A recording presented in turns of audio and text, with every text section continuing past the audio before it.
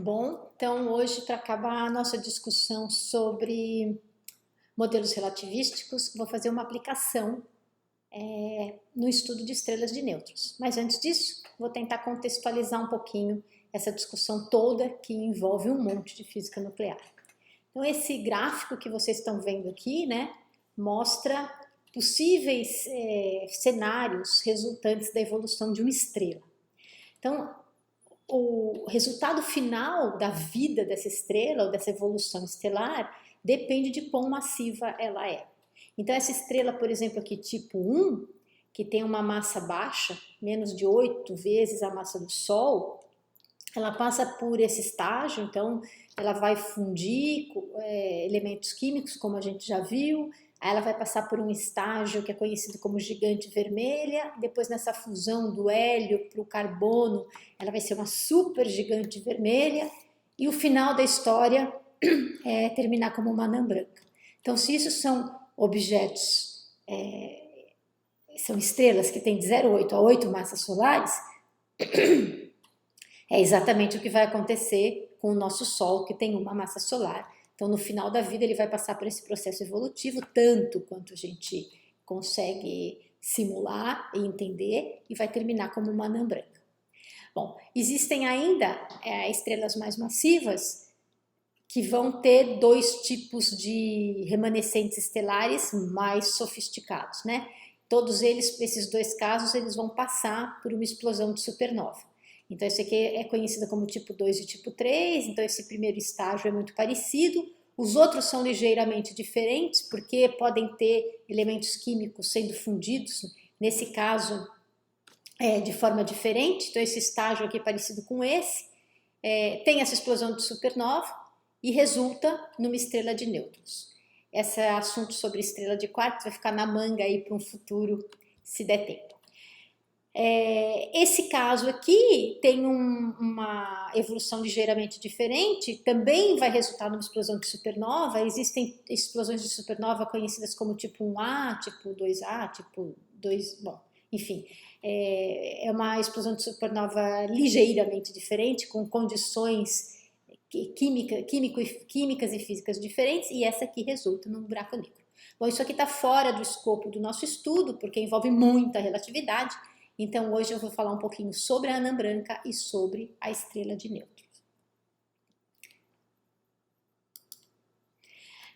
Um pouquinho dessa discussão está nesse vídeo aqui, vídeo Morte das Estrelas, que está lá no canal Mulheres da Ciência. E aí fica a dica para quem quiser, quem tiver pressa e quiser dar uma olhada rápida no assunto, né? Lá foi feito para divulgação científica, então ele chega direto ao ponto. E aqui eu vou falar disso de uma forma um pouquinho mais lenta, mas vocês podem começar assistindo o vídeo aí, vale como um trailer do que eu vou falar a seguir.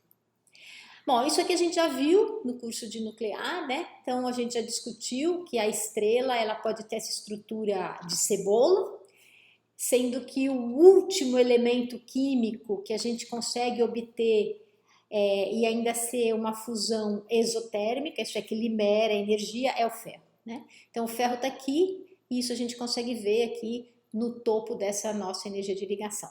Bom, nessa altura dos acontecimentos, quem está seguindo o curso de nuclear consegue escrever uma reação e ver se ela é exotérmica ou se ela é endotérmica, né? Em função das massas dos constituintes, a gente consegue saber se essa reação acontece de forma espontânea, que quando ela é exotérmica, ela é espontânea, quando ela é endotérmica, ela precisa ser induzida, né? Ela precisa receber uma energia externa. Então, isso aqui vai até o ferro de forma exotérmica, certo? Mas existem estrelas ainda com elementos químicos ligeiramente mais pesados, porque existem condições dentro das estrelas para que ainda seja possível continuar aqui nessa cadeia produzindo outros elementos químicos, porque tem energia disponível para dar início à reação. Durante essa fusão, a gente costuma dizer que a estrela está aqui que a gente chama de sequência principal, né? Então esse diagrama aqui foi proposto por Hertzsprung-Russell e ele tem aqui a luminosidade em termos da luminosidade do Sol. Então 1 aqui é o nosso Sol, então essa é a luminosidade do Sol. Aqui tem em termos de magnitude absoluta, eu vou deixar isso para lá. E aqui a temperatura, né? Uma coisa característica é que percebam que ao contrário, em geral, quando a gente faz um gráfico, a gente faz o gráfico crescendo da esquerda para a direita, né? Esse cresce em temperatura da direita para a esquerda. Então essa temperatura aqui é mais alta do que essa. Isso é, o vermelho está associado a uma temperatura mais baixa e o azul está associado a uma temperatura mais alta. Nesse gráfico, aqui tem várias estrelas que podem ter luminosidades diferentes e tem temperaturas absolutas diferentes, né? E isso aqui que a gente chama de sequência principal é o local onde a estrela passa a maior parte da sua vida. Então, enquanto ela está fundindo elementos, né? Está fazendo fusão nuclear, ela deve estar em algum ponto aqui dessa sequência principal, nessa região aqui desse diagrama. Uma coisa interessante é ver que as estrelas que têm massa maior, em geral, vivem menos tempo, né? Então elas são mais eficientes. Então, se eu voltar para trás aqui nesse meu diagrama, as que têm massa maior, tipo 2 ou tipo 3, elas chegam no seu estágio de evolução estelar final mais rapidamente, porque elas são muito mais eficientes para fazer fusão. As que têm massa menor vão viver mais tempo e fazem isso de forma mais lenta.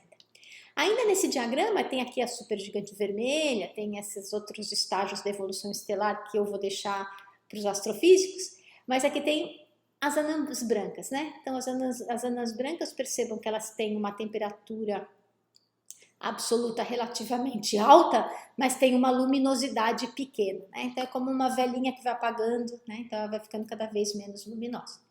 Bom, e as estrelas de nêutrons, né? A gente vai ver que as estrelas de nêutrons não estão nesse diagrama, porque elas não têm luminosidade. Então a gente já vai ver, e hoje eu falo tão pouco, né, para dar aula, quando eu vou falar, fico rouca.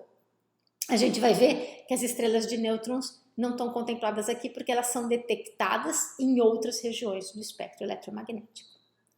Então vamos rever um pouquinho da história, né, de como é que a gente, esses astrofísicos e esses físicos nucleares chegaram nessa concepção de evolução estelar. Então, em 1844, Bessel descobriu uma estrela muito brilhante, que ele achava que tinha mais ou menos a mesma massa que o Sol, e tinha uma órbita claramente elíptica. Ele deu a essa estrela o nome de Sirius e ele concluiu que ela fazia parte de um sistema binário. Então, de fato, deviam ser duas estrelas orbitando uma ao redor da outra. Uns 20 anos depois, 18 anos depois, Alan Clark achou a companheira dos Sirius, né? E ela tinha um brilho muito baixo, por isso que era mais difícil de ser detectada, né? Uma muito brilhante com uma de brilho muito baixo, juntos, mas tinha mais ou menos a mesma massa. Em 1914, Walter Adams, fazendo espectroscopia, já uma técnica, né, um pouquinho mais sofisticada, chegou à conclusão que as duas, a Sirius e a sua companheira, se não me engano são chamadas de Sirius A e B, têm a mesma temperatura na superfície, mas uma delas tem uma densidade muito superior do que a outra. Com essa densidade muito superior, ele chamou de anã branca, né? Aquela ali que é o resultado da evolução estelar. Bom, como explicar a existência dessa anã branca, né? Então isso precisou vir quântica para que eles conseguissem explicar como é que era possível existir uma estrela com uma densidade tão alta, mas com a mesma massa do Sol. Então, se a densidade é muito alta e a massa do Sol é a mesma, significava que era um raio muito menor do que o raio do Sol.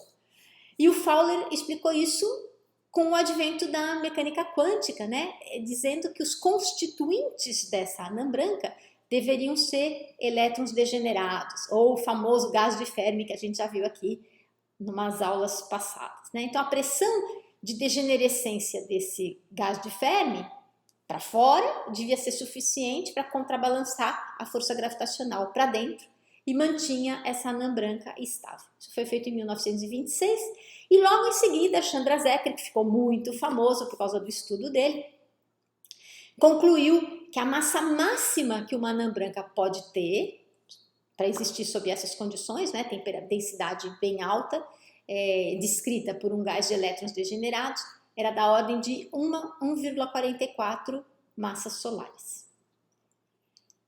E aqui tem uma coisa muito interessante que eu vi recentemente, que é uma carta do Fermi para o Dirac, né? Então, eu falei de gás de Fermi, mas quando se pensa em termos da estatística que descreve essas partículas, a gente costuma dizer que é uma estatística de Fermi-Dirac, né? Ou Fermi-Dirac, se preferirem falar assim, né? Dirac em inglês.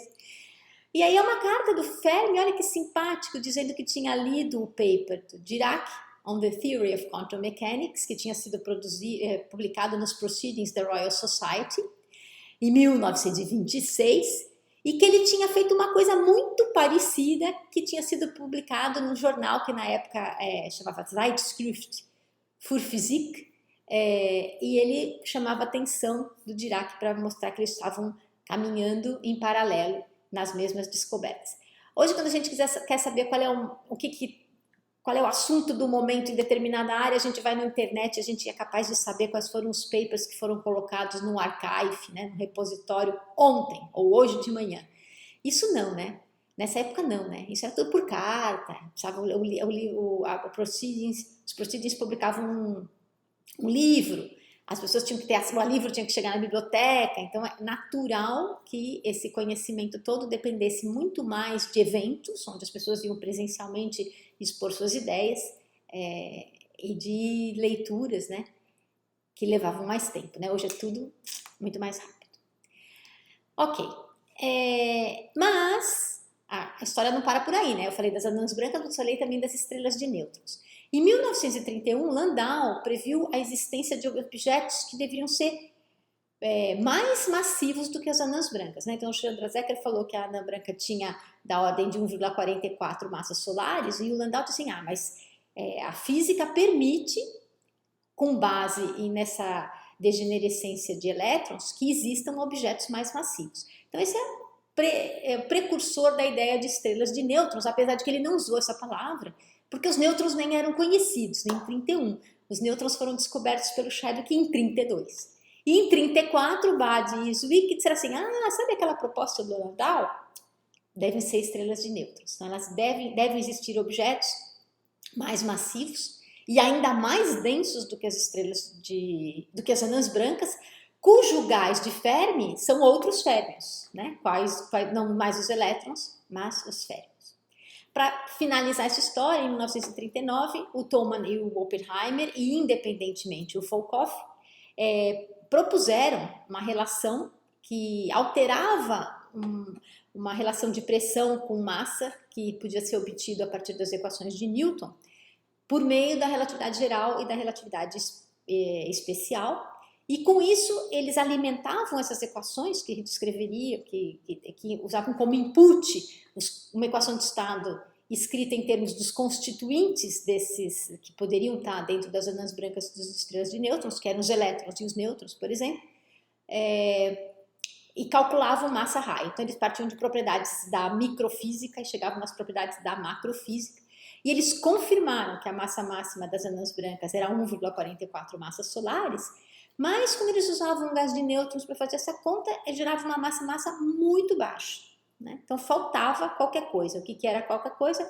Era a interação nuclear na equação de estado. E eu já vou falar disso na sequência. Bom, e aí teve também a história do processo Urca, que eu já mencionei aqui, né? E da captura de elétrons, que são dois processos importantes para a gente perceber quão rápido ou quão lento se dá esse processo de evolução estelar, né? Que também envolve um resfriamento dessas estrelas. Então, de novo aqui a figurinha para a gente relembrar o que é que eu falei até o momento, né? Então, eu disse para vocês que dependendo da massa dos objetos, né? Tipo 1 ou tipo 2, então objetos menos massivos e mais massivos, ou estrelas menos massivas e mais massivas, vão passar por essa evolução estelar e vão resultar numa anã branca e numa estrela de nêutrons. E essas fulanas a gente consegue descrever com a física que eu vou mostrar agora.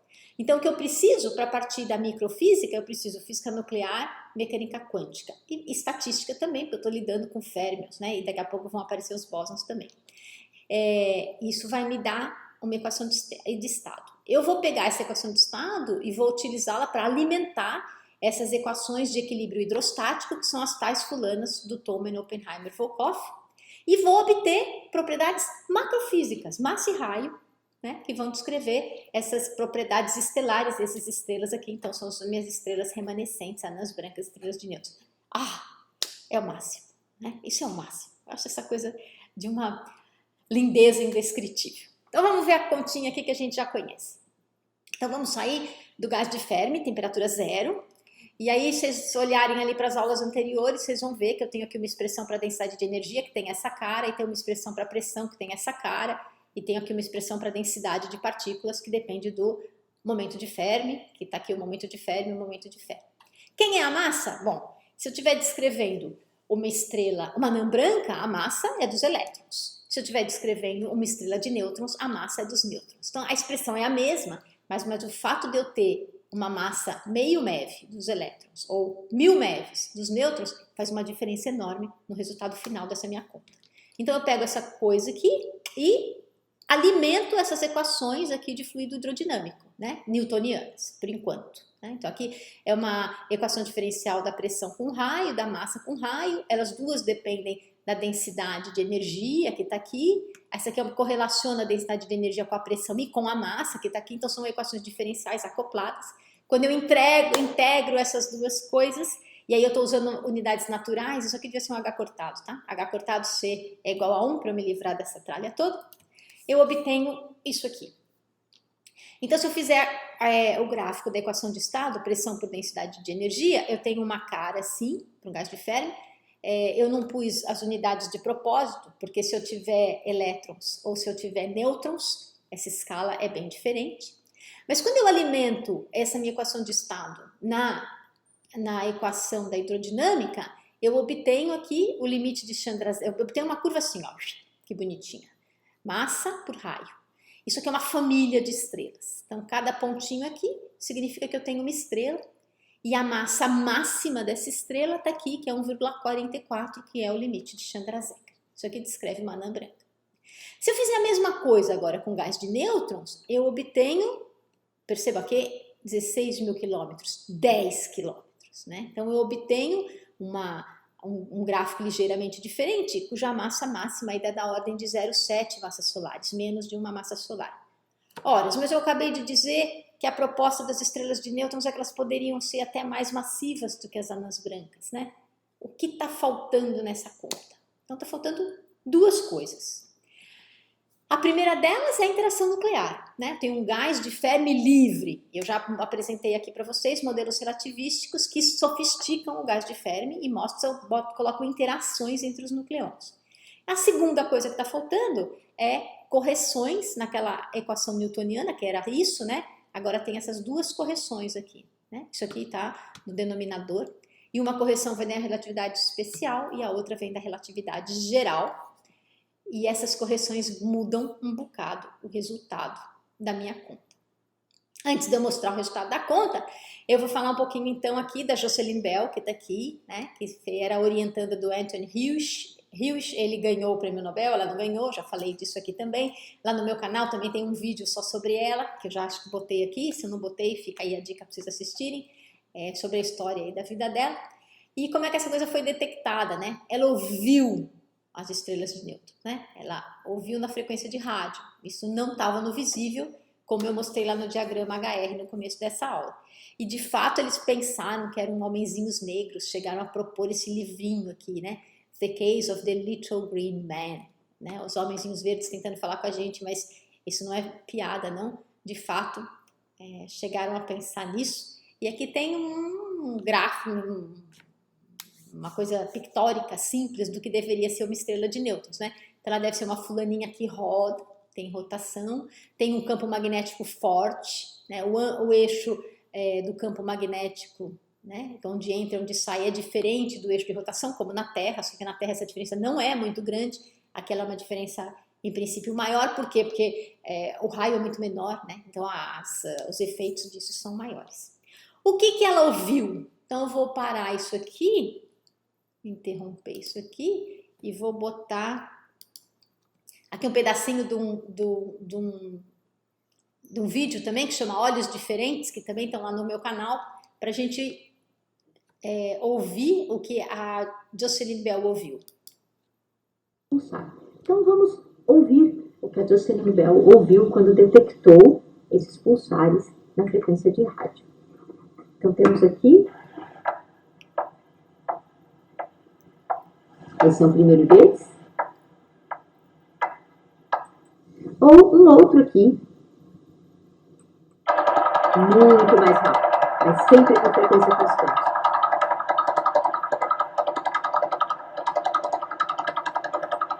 É isso. Então percebam? Podemos ver com olhos muito diferentes.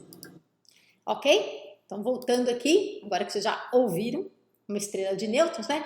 Vamos pensar no que a gente sabe sobre a estrutura dessas criaturas, né? Então essa figura aqui é uma figura super famosa, foi produzida pelo Danny Page, que é um suíço que mora no México, e isso é o que a gente mais ou menos sabe sobre essa estrela, né? Então ela tem um caroço hadrônico, lá no meio existem condições que vêm da QCD que dizem que a gente pode ter quarks desconfinados, porque a densidade é tão densa que pode ter uma transição de fase para quarks desconfinados, e aí a gente chama esse negócio aqui de caroço, e fora tem uma crosta, né? Essa crosta tem duas partes, tem a crosta externa e tem a crosta interna. Essa crosta externa já vai para uma estrutura meio atômica, né? Então é como se a gente conseguisse já identificar pequenos aglomerados que são muito parecidos com os átomos que a gente conhece ou com a estrutura dentro dos núcleos.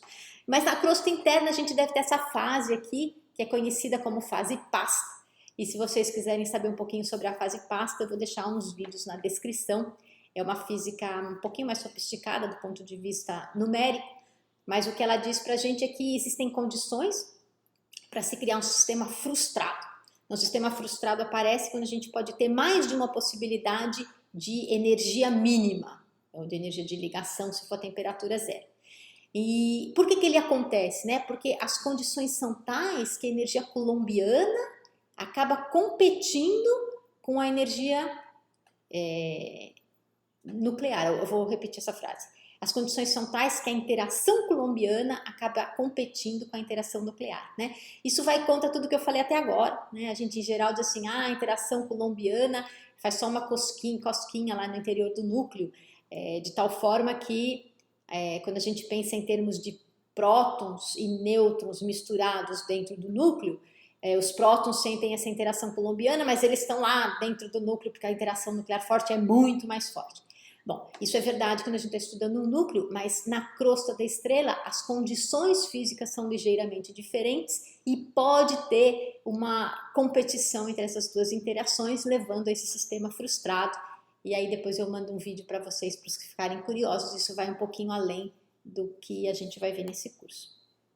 Muito bem, então seguindo aqui na nossa estrutura, eu vou pegar esse modelo que tem essa cara já enorme, que eu já propus aqui para vocês, né? A gente já estudou esses modelos RMF, e aí eu peguei esse aqui com todas as interações possíveis, né? Então tem essa parte aqui que é a da matéria nuclear, do meson sigma, que é o meson escalar, isoescalar, o meson ômega, que é um cara que é vetorial, isoescalar, o ρ, que é um vetorial, isovetorial, e o delta, que é um isoescalar, isovetorial, escalar. Muito bem, e tem esses termos cruzados, né? A gente já discutiu isso aqui. Muito bem, mas isso aqui, quem são esses psi-barras e esses psis, né? Se vocês lembrarem lá da equação de Dirac, eles são nucleons, prótons e nêutrons. Mas as condições no interior das estrelas não são as mesmas das condições físicas que a gente tem para um núcleo qualquer, dessas estrelas, né? Que na verdade são, quando eu falo de estrela de nêutron, é um cadáver estelar, né? Não é aquela estrela que está fundindo nenhum elemento químico. Então as condições são tais que eu posso ter a presença de outros bárions além dos prótons e nêutrons, né? Como é que isso aparece? Então antes de eu olhar para os bárions, eu vou primeiro pensar que eu tenho que ter duas condições impostas. Quando eu falo em estrela de nêutrons, na verdade, eu não estou esperando que essas estrelas sejam constituídas só de nêutrons, porque a gente olhou para a continha, e se eu fizer a continha, um gás de Fermi de nêutrons constituído só de nêutrons, eu não tenho um resultado satisfatório, né? Quando eu confronto essa minha teoria com um vínculo observacional, que é a massa que eu devo conseguir, né? Que vem lá da astrofísica de fulanos que vão lá e detectam essas massas desses objetos.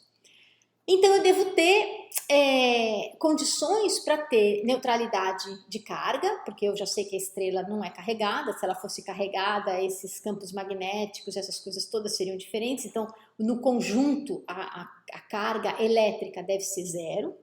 E eu devo ter o que a gente chama de equilíbrio químico. Vamos olhar para essa expressão aqui antes da gente subir ali para os bares, né? Eu posso reescrever essa expressão como sendo o Mi do nêutron é o Mi do próton mais Mi do elétron.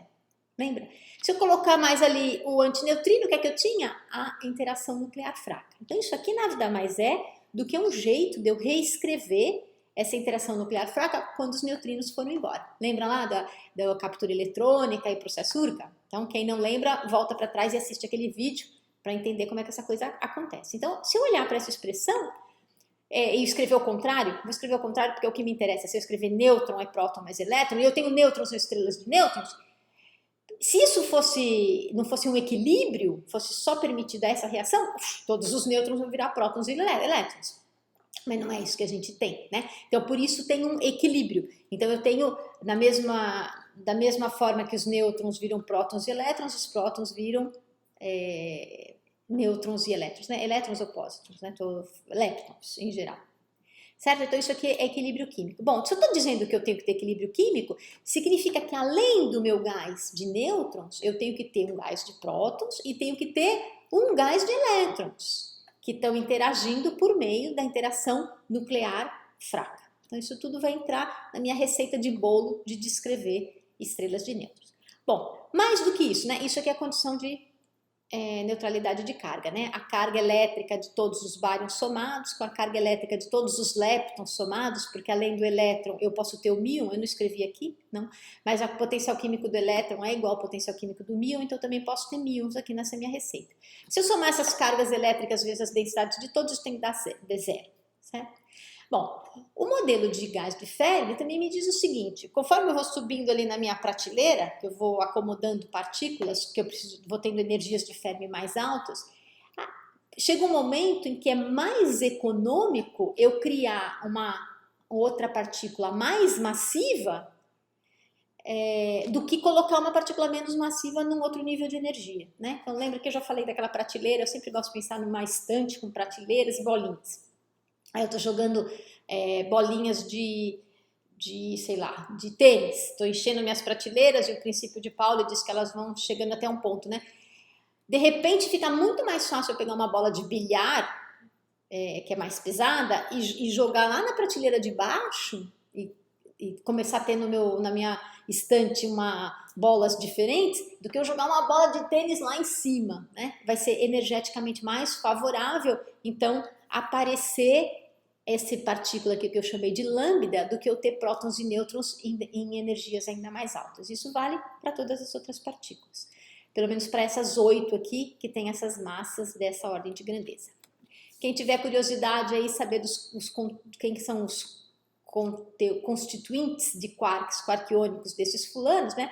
Próton e nêutron são quarks U e D, e esses caras todos aqui já têm estranheza, né? Esse cara aqui tem dupla estranheza, o cascata, esse aqui tem uma estranheza e assim por diante. Aqui tem o momento angular deles, aqui tem o isospin, e aqui tem a projeção de isospin, e aqui tem o spin, né? Então, não, isso aqui não tem spin nada, esqueçam isso aqui é estranheza, não é spin. Isso aqui é o spin, isospin, projeção de isospin, e isso aqui é a estranheza. E aqui é a carga elétrica, né? Eita, nós, esse meu telefone aqui que não para. Muito bem. Então, se eu quero colocar esses fulanos todos aqui, isso significa que vou voltar aqui para trás, que esse meu termo que tinha só psi barra psi, que esses psi barras psi eram nêutrons e prótons, agora eles têm que ser 8 bárions. Então eu sofistiquei aquele meu modelo, os mesons que estão fazendo a interação continuam sendo os mesmos mesons, só que agora eles têm constantes de acoplamento entre os mesons e os bárions que já não podem ser definidos pela força nuclear, como eu expliquei antes. Porque a força nuclear, como eu expliquei antes, ela não atinge essas densidades tão altas, né? Então, quem são esses fulanos? Então aí tem uma flexibilidade no meu modelo que também carrega uma incerteza razoável. Aqui está a densidade de energia dos leptons, que é o gás de Fermi livre, igual que você já viu. E quando eu boto isso tudo na minha densidade lagrangiana e faço o cálculo das equações de Euler-Lagrange, e aqui eu escolhi um modelo que tem o termo cruzado, os termos não lineares no sigma, mas não tem o termo não linear. Vou voltar ali para trás.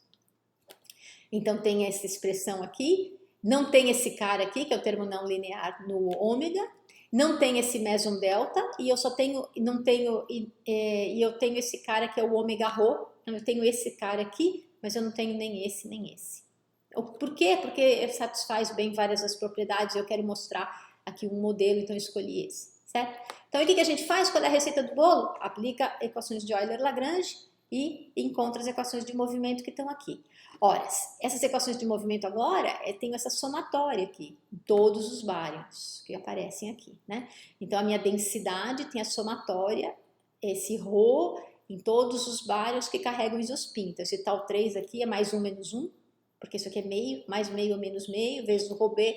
Então eu vou ter, por exemplo, o próton entra com sinal negativo, o nêutron positivo, e aí eu vou olhando o isospin de todos esses fulaninhos aqui, certo? Tem essa projeção aqui. Alguns não entram naquela conta, né? Então, alguns simplesmente não aparecem. E assim por diante. Bom, quando eu faço isso lá, eu uso de novo o tensor energia-momento, a mesma receita de bolo que eu fiz lá atrás, e reobtenho a minha equação de estado, que agora a minha densidade de energia vem somada em todos os bárions, e a parte que tem os leptons vem somada em todos os leptons, que em geral são só o elétron e o míon. Então a pressão, eu posso somar, isso aqui tá F de flavor, né? Eu somo todos os, a minha densidade de energia é a densidade de energia de tudo isso, né? Então dos bárions, dos leptons e mais as dos campos, que eu já mostrei lá na outra aula. E aqui eu tenho que a pressão, então vai ser a somatória do potencial químico de cada uma dessas partículas e da sua densidade, menos essa densidade de energia total, que é a soma dessa tralha toda. Só que ainda tem coisa que eu não sei, que são essas constantes de acoplamento, bário, meson, bário. Né? Quais são os mesons? Nesse meu caso, sigma, ômega e o ρ. E percebam como é que eu vou determinar isso. Então tem duas receitas na literatura. A primeira delas é pensar na fenomenologia. Qual seria a cara do potencial nucleon lambda, por exemplo? Né? Então eu posso pegar o meu modelo e escrever esse potencial para cada Y como sendo a constante de acoplamento vezes o campo vetorial menos a constante de acoplamento vezes o campo escalar, lembrando que um é repulsivo, o outro é atrativo, e o modelo foi construído com base nesses dois caras. Por que não tem? Por que não tem não? E o problema é que a gente não tem esse resultado experimental para todos esses fulanos que eu resolvi colocar aqui. O único que é mais conhecido, que é bem conhecido, é do lambda. Então esse potencial para o lambda é menos 28 MeV. Né? Então, em vez de eu ter o potencial nuclear, se eu tivesse ali um lambda, eu teria... O nuclear, o que é? Menos 16 numa certa densidade de saturação, né? Se eu tivesse do lambda, essa coisa aqui deveria me dar menos 28. Bom, e os outros? E os outros eu não sei. Né? Tem gente que ajusta parecido, tem indicações de que o do sigma é da ordem... tem um certo valor aí em ρ0 sobre 5, que é da ordem de menos 5, bom, mas essas coisas ainda não são bem definidas, né? Então tem uma incerteza. A outra possibilidade é esquecer fenomenologia e usar teoria de grupos, né? Então a gente pode resolver isso pensando numa razão entre o G sigma, onde esse é o parâmetro que eu conheço, que vem da física nuclear, esse aqui vem da física nuclear, e esse aqui vem da física nuclear, e aí eu tenho a relação que eu vou fitar esses caras e vou definir esses outros aqui, né? V sigma. E aí também tem escolhas, né? Eu posso achar que o grupo que descreve isso é um grupo SU3, porque SU3, lembra? SU3 tem N ao quadrado menos 1 geradores, então tem 8 geradores, eu tenho 8 bários, pode ser o grupo SU3. Pode ser um subgrupo dele, né, que é o SU6, pode ser uma SU3 quebrada, quase SU3, SU6 quebrada, então dependendo do grupo que eu resolver estudar, eu vou ter valores diferentes para essas constantes de acoplamento, e a gente vai ver que esses valores são super importantes. Então, é um desconhecimento que a gente tem que vai ser refletido no que a gente vai obter depois a partir dessa equação de estado. Como é que a gente obtém teoria de grupos, né? Bom, o grupo SU3, as constantes de acoplamento da Lagrangiana podem ser escritas em termos das constantes de acoplamento, em termos dos geradores do grupo SU2, que todo mundo conhece, né? Então a gente no fundo acaba usando acoplamento de Clebsch-Gordon, que é o que a gente usa para fazer acoplamento de momento angular, para chegar na cara desses valores aqui. Eu vou dar um exemplo então para vocês, né? Então eu vou escolher aqui uma parametrização que eu vou chamar de NL3, vou chamar não, é chamada assim na literatura, e tem essa NL3 ômega rho que tem aquele termo extra. Qual o termo extra? Esse termo extra aqui. Quando eu não tenho ômega rho, eu não tenho esses dois termos aqui. Quando eu tenho ômega rho, eu tenho essa correção que interfere lá na energia de simetria. A gente já viu isso um pouquinho, vou repetir aqui. Então, se eu tenho NL3 e NL3 ômega rho, tem uma outra parametrização que eu estou chamando de UFSU. Então, quando eu comparo essas duas parametrizações, aqui vocês podem ver que esse ômega rho não faz nada nessa equação de estado, pelo menos não nessa informação que eu estou passando para vocês aqui. E aí eu vejo que essa equação é mais dura do que essa. O que significa mais dura do que essa? Significa que a uma determinada densidade de energia, ela aguenta uma pressão maior do que essa, certo?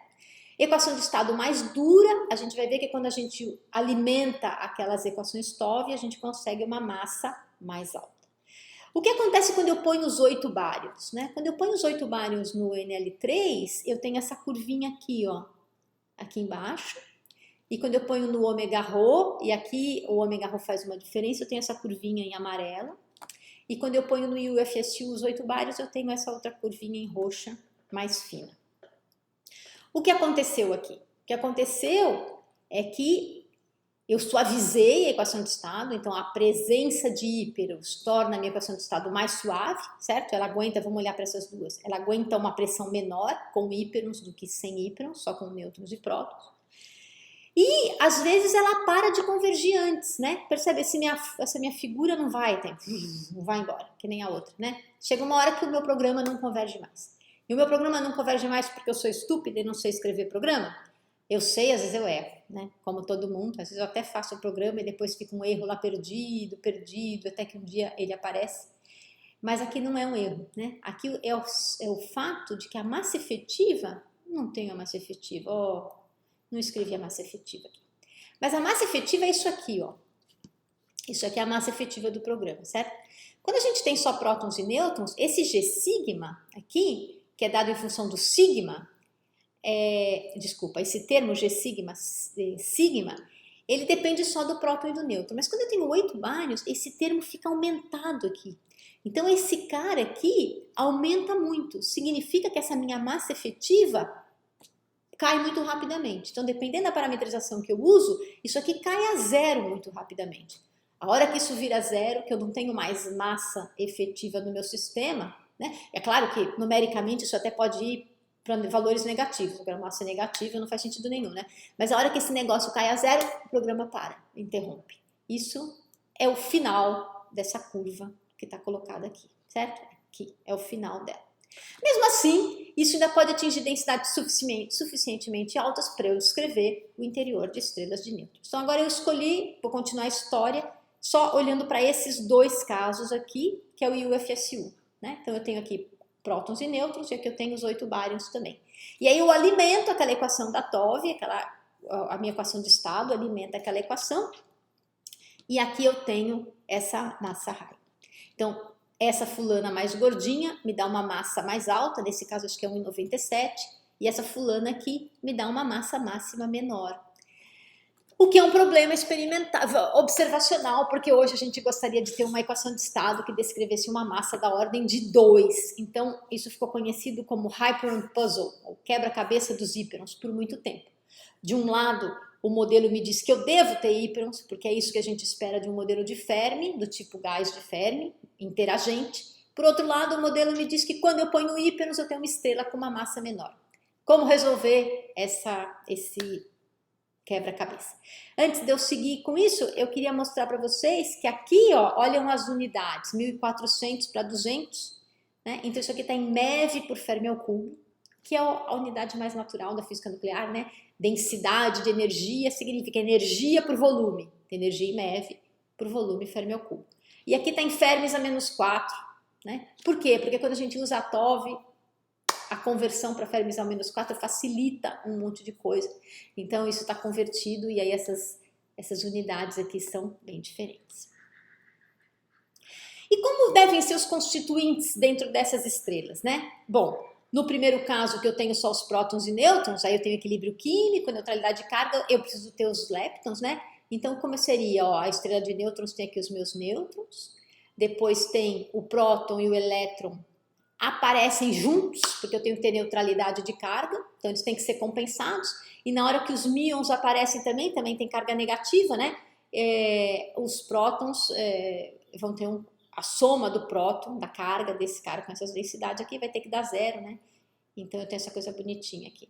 Isso aqui é fração de partículas, né? Fração de partículas significa densidade de nêutrons pela densidade de bárions e assim por diante.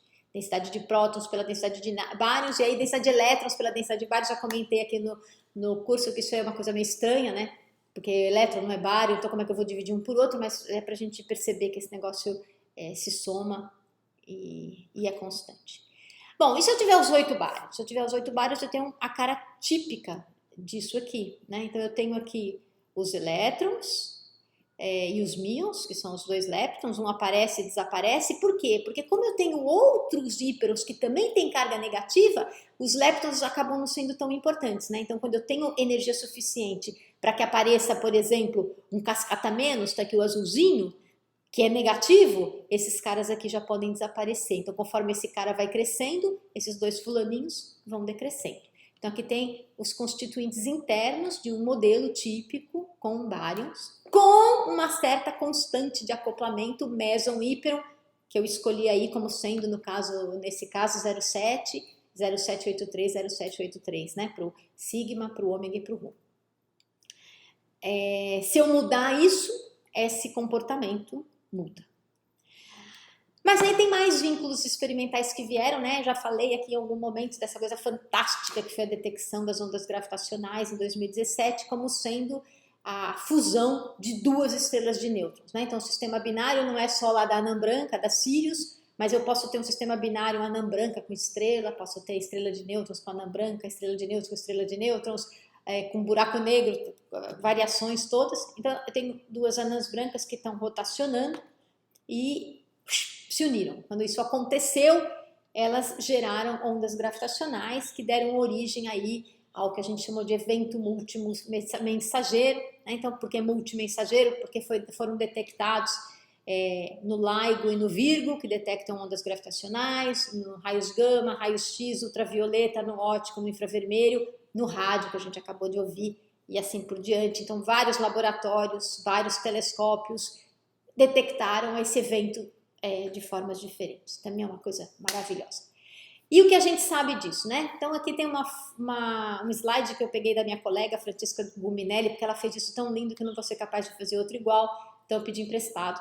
E tem aqui essa figura que mostra essa polarizabilidade da maré, né? Então da mesma forma que as marés sobem e descem aqui na Terra devido à força gravitacional da interação gravitacional com a Lua.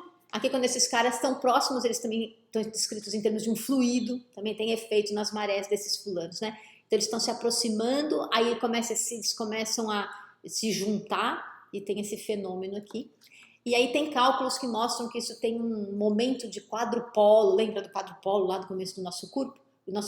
Então, uma espécie de momento de quadrupolo, só que nesse caso é de massa, que acelera essa coalescência, né? Essa união.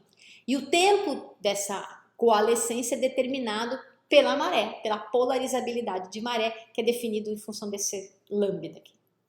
O que é que eu tenho aqui? Tá? Então esse lambda eu não vou mostrar, isso é um cálculo complicado. Quem tiver curiosidade eu mando um paper onde ele está feito, bem simpático, mas isso aqui é 2/3 desse K2, que é conhecido como love number, né? Nada a ver com amor platônico ou amor sei lá eu, outro que tipo de amor, mas a ver com o nome do cara que chamava Love. Aí tem C, que é chamado de compacticidade, que é uma relação entre a massa e o raio da estrela. G, que é 1 para mim, e raio e massa da estrela quinta. Como é que eu determino raio e massa? Acabei de mostrar para vocês, resolvendo a TOEFL. Então eu preciso de uma equação de estado. Então, para calcular isso, eu também preciso saber sair lá da microfísica, que vem da física nuclear. Então aqui tem 2 papers que mostram resultados. Esse primeiro aqui mostra que para vários modelos relativísticos eu obtenho várias relações massa-raio distintas. Nem todas elas chegam nos 2 massas solares, que são as massas que foram detectadas por esses 2 fulanos aqui, para esses 2 pulsares, PSR de pulsar. Uma delas em 2010, a outra em 2013. Percebe? Tem alguns modelos aqui que dão massas muito mais baixas. E aí eu não quero. Agora, como eu sei que tem pulsares de massa 2, o que eu quero é usar uma equação de estado que consiga satisfazer esse vínculo que os astrofísicos me disseram que existe, né? 2 massas solares. E aqui tem esse paper onde está publicado, e aqui tem essa polarizabilidade de maré. De novo, foram calculados 35, 34 modelos, né? E são 2 objetos, portanto eu tenho 2 lambdas, né? Um para cada estrela de nêutrons. E aí também essa onda gravitacional me diz que os resultados têm até 50% a 90% de confiabilidade dentro dessa região. E aí, se eu fizer esse estudo, eu vejo que essas equações de estado, quase todas as que eu estudei, me dão bons resultados aqui, mas não tão bons resultados aqui, né? Então, as que satisfazem as 2 coisas, isso é massa alta e estão aqui dentro, são poucas equações de estado. Dessas que eu estudei, dessas 30, deve haver outras na literatura que satisfazem as 2 coisas. Bom, a história termina aqui por enquanto, e aí a gente pode discutir mais coisas, né? Na moral da história, é linda essa coisa, né? Mistura tudo, mistura astrofísica com esses satélites aí, esses telescópios aí que são mandados para o espaço, que custam montes de dinheiro, mas que envolve uma tecnologia super sofisticada que a gente acaba utilizando aqui no nosso dia a dia. Envolve um estudo de física nuclear bem básica, lá do comecinho, para a gente entender como construir uma equação de estado. Pode envolver teoria de grupos, se a gente quiser saber quais são aquelas constantes de acoplamento entre os híperons. E o que eu não falei para vocês ainda é que é o seguinte, né? Essas soluções aqui, elas envolvem híperons, né?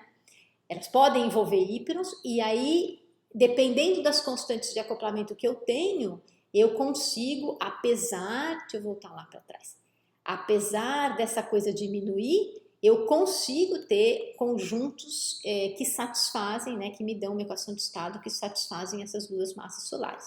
Então, esse quebra-cabeça dos híperons, ele está lá, porque não é sempre que essa coisa é satisfeita, mas existem condições ou existem teorias que satisfazem concomitantemente objetos de 2 massas solares com a inclusão de híperons.